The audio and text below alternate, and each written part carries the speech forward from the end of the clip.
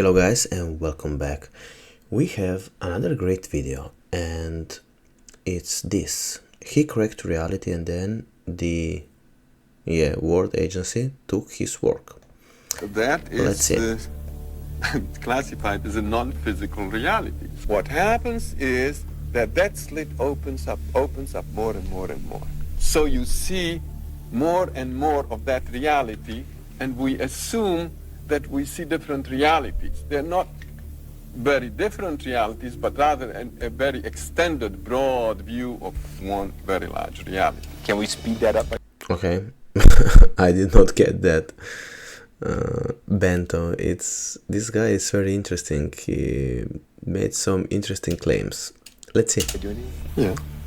Well, you use techniques which push the nervous system a lot faster. Those techniques are available. Shortly after making that claim, he was gone. In 1979, Why? Itzhak Bentov was on his way to Japan to meet with leading scientists and share that he had cracked the code of reality. But his first flight from Chicago to Los Angeles never made it. The plane crashed. Strange. The man who had spent years mapping the hidden architecture of consciousness died on his way to reveal it. That's very interesting. Could be a coincidence? I don't know. Later, parts of his work surfaced in CIA files, quietly folded into their own projects. Modern physics now flirts with this. That project is very, very interesting.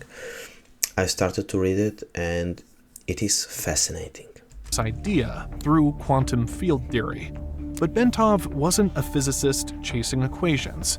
He was describing the cosmos like a giant interconnected hologram, where every fragment contains the whole picture. Think about that for a second. If your mind is tuning into a universal signal, then death might not be the end. It could be just changing the channel. The soul. Okay, we've been talking about that, and there are a lot of mystics talking about this, and you can experience some of that through dreams and also some visions. Soul is the repository of information that we gather during life. Well, I'll tell you, maybe we should draw another diagram. Physical bodies are here, another physical body, and this is Joe, and this is Jim, and this is Sarah, etc. Now, clearly, this is the physical level, yeah? Now, on this physical level, we're all separate. You sit there, and I sit here, and we're all separate. Now, let's draw another level. This level is slightly higher, and let's call this the level of the soul, yeah? Well, there will be some mingling here. Let's draw this person as extending to practically infinity this way. Now, look what happens. At the physical level, we're separate, and there's this much distance between us. Let's say that on the soul level, this person extends this much, and the other person gets slightly mixed in with him. That is, the souls are, in a way, in touch with each other. Okay, they overlap, these two lines. Now, let's go now to a higher level, and let's call this, say, the level of the higher self. The question is how he came to this conclusion and what does this imply, and can we use that knowledge to further or improve our lives? That's the most important question in my opinion. Which is kind of a boss of that soul. There, what we find is that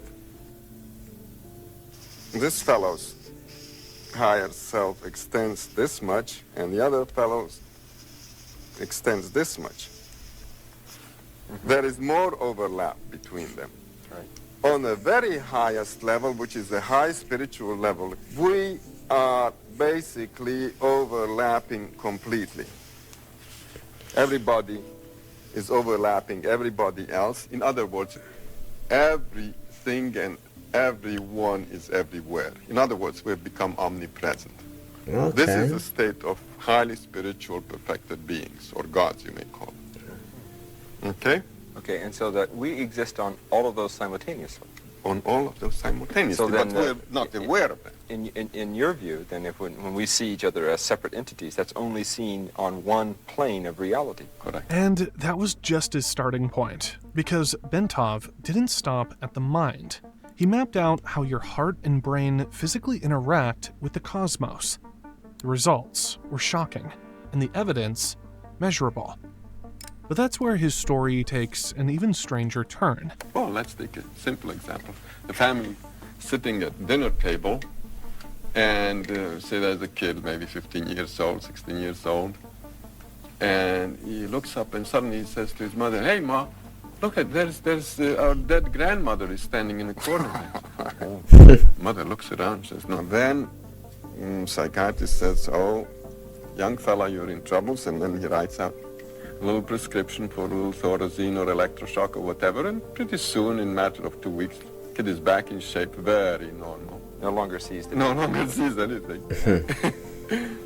So the process has been reversed. This is called a psychotic episode or acute schizophrenic break or whatever it is. And what you would say is that there's a good chance that that kid is seen. Very The good chance that great-grandma. the kid has a spontaneous opening of his senses. That is classified as a non-physical reality. The nervous system is that thing that gives us the picture of our realities. That is, our realities, that reality which you see all around you, the flowers and the chairs and the microphones and the teacup, is given to us by our senses. Yeah. We don't see light which is beyond UV and beyond infrared. We hear only a limited scale of vibrations, like, for instance, we hear anywhere from 52 to 20,000 maximum. In other words, all our senses are limited. So what happens? Yeah, but those things still exist, even though we may not be seeing or hearing them. Is that slit opens up more and more and more. So you see more and more of that reality, and we assume that we see different realities. They're not very different realities, but rather a very extended. I mean, if this theory could be true, and if that holds true, it's even more important to work on our inner selves, on our inner world, because then where we live psychologically is where we're going to live also physically. The broad view of one very large reality. Through years of experiments and self-observation, he discovered that the heartbeat sends a rhythmic wave up the spine into the brain. This microscopic mechanical motion, measured in fractions of a millimeter, generates oscillations that synchronize with the body's electromagnetic field. Here's the twist. Those oscillations match frequencies found throughout nature, from the vibration of atoms to the rotation of planets. To him, this wasn't a coincidence. It was evidence of a built-in cosmic feedback loop. Itzhak Bentov, he wrote, It does seem that way. Stalking the Wild Pendulum is probably one of the greatest works he created so that people could understand what a holographic matrix field is, or a holographic universe. Okay, but now the question arises, how do we use that? So you could understand entrainment, so you could understand the electrostatic field surrounding the Earth. Yeah. He coined these simple, crazy little phrases, these explanations for people. It said, we're just all raisins in the jelly, in the jello. And if one raisin is vibrating at a higher frequency, stronger amplitude, and at a higher frequency, soon all of the other raisins in the jello will begin to resonate in that way. And the only way they can't is if...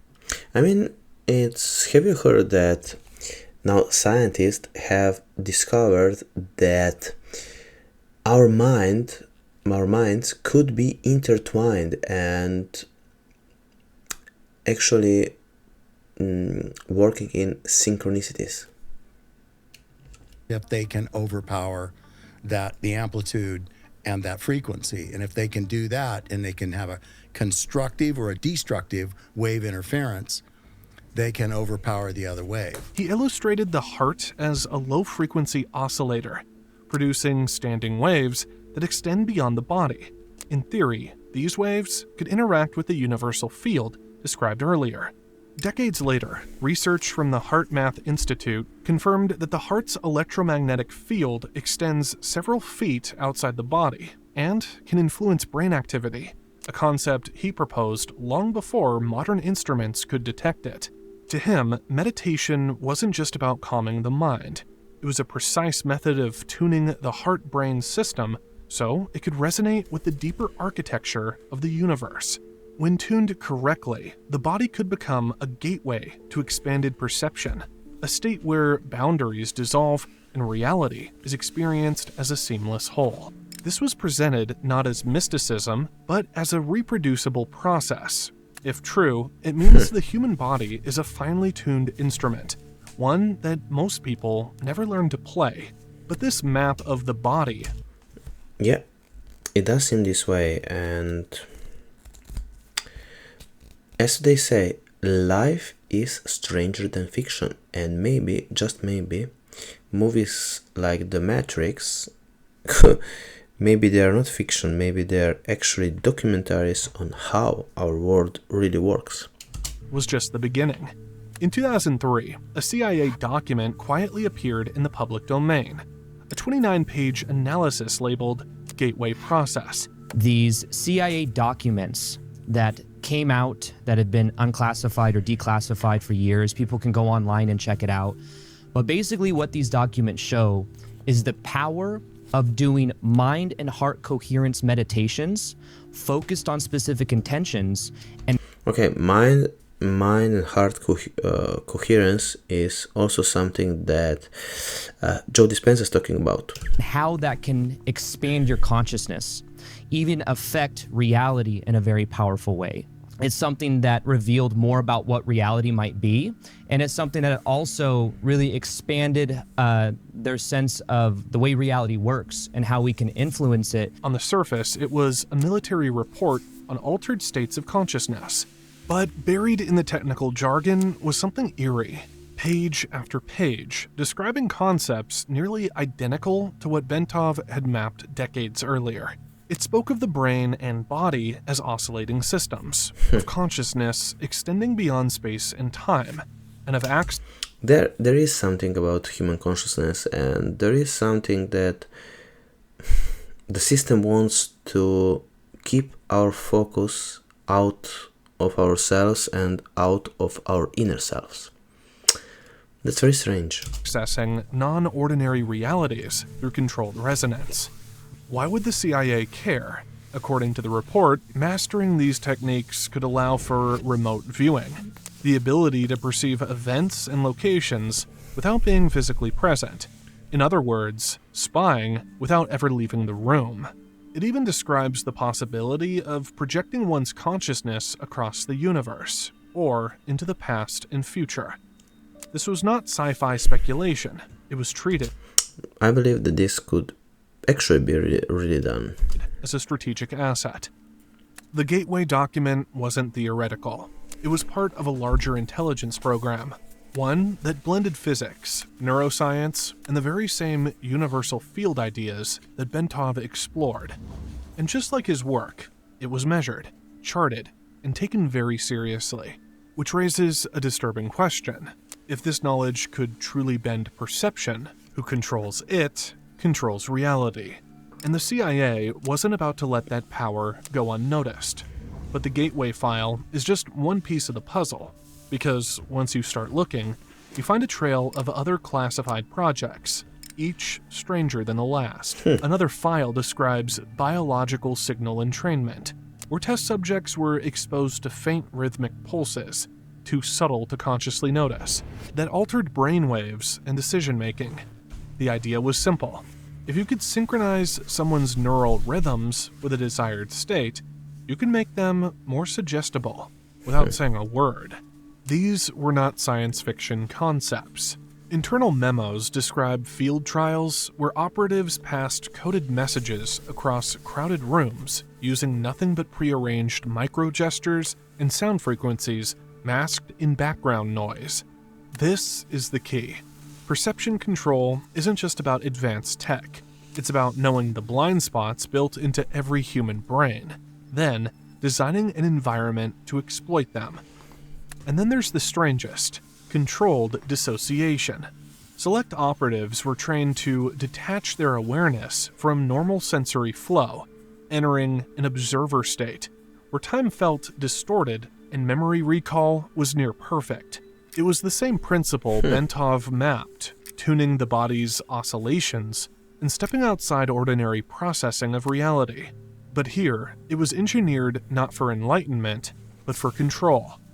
To truly weaponize perception, you don't just change what someone sees. You rewrite the story their mind tells about it. And that's where a former US Navy interrogator takes the concept to another level in. So, this is one way to change the past, and it could be also used to help people with PTSD. Entirely. Essentially, what L. Ron Hubbard does is have people read out of this book of Alice in Wonderland. The verbiage is very confusing. And L. Ron Hubbard openly wrote about this in his work. And then the CIA, without even attributing anything to him, copied it almost word for word in an interrogation manual. Really? Oh, yeah. So being able to speak confusing phrases helps you to be more persuasive. They discovered this in the 50s and 60s that if I can confuse your brain acts as though someone it's somebody that's falling. So if you imagine when you're falling, your limbs are flailing all over the place, and the first solid object that they come into contact with, it's going to like grab around it, no matter what, even if it's a thorn bush or something. Okay. Right? So anything that's solid in that moment of confusion is going to get grabbed onto. So the brain corollary to this is if a person's confused, the first logical piece of information they hear after being confused will be automatically accepted, or more automatically accepted, without being screened or scrutinized by the brain. Hughes spent decades training military and intelligence operatives in advanced influence techniques. His claim is blunt. Confusion is not an accident, it's engineered. He calls... Okay, do you think that the world now seems much more confusing? Do you feel that we as people are much more confused than ever? It controlled perception. The idea is to subtly dismantle someone's mental map of reality and replace it with a version that serves your objective, without them ever realizing the swap happened. Here's how it works. First, overload the target with contradictions. Give them 2 or 3 truths that can't coexist. The brain will scramble to resolve the conflict, and in that state, it's wide open to suggestion. Next, layer sensory cues, symbols, color patterns, even specific rhythms in speech that bypass conscious filtering. Over time, the target's internal narrative shifts, but they believe it was their own conclusion all along. Hughes warns that at scale, this doesn't just change opinions, it can create entire parallel realities within a population. 2 people can live in the same physical world, yet inhabit completely different mental ones, each certain they're right. And here's where Bentov's influence theory meets modern tradecraft. If human perception is a tunable system, then controlled perception is the operating manual. Instead of guiding someone to enlightenment, it guides them into a constructed version of reality, one you control. Unlike Cold War and we have now you can see we have many narratives and many realities for people. Experiments that required labs and specialists, these methods can be deployed through ordinary media, culture, even casual conversation. And once the perception shift takes hold, undoing it is nearly impossible. But in the digital age, these principles didn't vanish, they evolved. What once required trained operatives and controlled environments is now woven into the very platforms billions of people use every day. The tools have changed, but the objective remains. Shape the lens through which reality is seen. Google was incubated and funded by CIA and NSA and DARPA, and how the PageRank algorithm and all of the proprietary IP that's used in Google was developed first in DARPA. And then there was these two people that are listed in that article from CIA and NSA who were visiting Sergey Brin many times when he was developing it and testing it. And they were funding it. And this is proven. Yeah, this is his article right here. How the CIA made Google inside the secret network. Good God. Fascinating deep dive this guy did. The infrastructure they built doesn't just answer questions or connect people, it quietly maps behavior, preferences, and thought patterns on a global scale. In practice, this means the digital environment can be shaped with extraordinary precision. Each search, scroll, and click contributes to a constantly evolving model of how the user interacts with the world. The deeper the model, the easier it becomes to anticipate and design for specific responses. If you use blue light specifically, it actually destroys the dopamine reward tracks in your brain. Just so you know, Meta and Google today own those patents. Cruz's observation adds another layer. The influence isn't limited to what appears on the screen, but to the screen itself. The spectral quality of artificial light, especially in prolonged exposure, affects the brain's chemistry. Lower dopamine shifts the mind into a state of reduced drive and heightened receptivity, subtly altering how information is processed. Taken together, these elements form an ecosystem that doesn't just communicate, it conditions, not... And it is scary because in this way, oh my God, we are losing that inner control, that inner freedom that I'm talking about and that I'm chasing and helping you get it in your life. In the overt, heavy-handed sense of past propaganda, but through gradual adaptive feedback. The result is a mental environment where certain narratives find easier passage, and others fade into the background. But for the agencies that pioneered these methods, influence was never just about controlling the present moment. In their most unconventional experiments, they went further, testing whether perception could reach into events that hadn't even happened yet. People's patterns of interaction and speech are extremely predictive of things like engagement and compliance. The pattern of mobility you have during the day, the pattern of how you communicate people, even from accelerometers, how you move. As you see, people are exhibiting behavior that could be best described as foraging behavior, very ancient biological behavior whereby people have routines and then they break loose in these sort of exploratory vignettes and then they go back to their routines. This is where influence becomes something more than persuasion. In the past, you could only react to what people were doing. Now, predictive models mean you can act before they've even made the choice. Pentland's research shows that with enough behavioral data, algorithms can forecast shifts in opinion, consumption, even social unrest, and design interventions to steer them. And these interventions don't need to be heavy-handed. Change the timing of a notification, subtly adjust the framing of a headline, reorder a list of search results, and you've shifted the odds toward a preferred outcome. It feels organic, but it's engineered. Your brain does not react to the world. Using past experience, your brain predicts and constructs your experience of the world.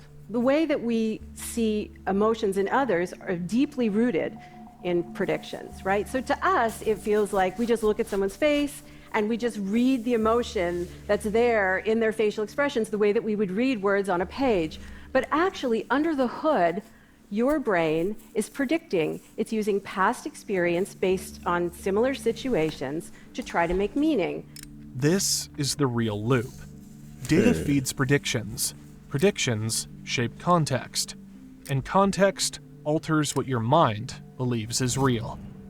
At scale, it means the same infrastructure that serves you news or entertainment can also run quiet experiments, shifting collective perception in ways that feel natural, inevitable, even self-generated. Over time, the loop tightens. Every click, pause, or scroll teaches the system more about you, refining the predictions, making the nudges smaller, more precise, and harder to detect. The better the model knows you, the less it needs to push. A perfectly tuned environment doesn't force compliance, it makes you walk with. Is this also about the 15-minute cities? Which in theory sounds great, but in practice, I think that it could lead to much less freedom and much less choice. So we have to stay vigilant, so that the ideas gets implemented in the way that will be good for us and create a better world. Willingly toward the path it's already drawn. And because it operates on probabilities, it doesn't need to be right about everyone, just enough people, enough of the time, to shift the trajectory of an entire society. So, guys, nevertheless, I always say, subscribe, like, share, comment, and all the good stuff, but no, seriously, focus on inner freedom, on creating the inner environment that you like, and create a psychological place where you live, where your inner self lives, and from then you can create a much better life. And in further videos I will explain more about this situation, how it works, so that you can have the life that you want. And until next time, all the best.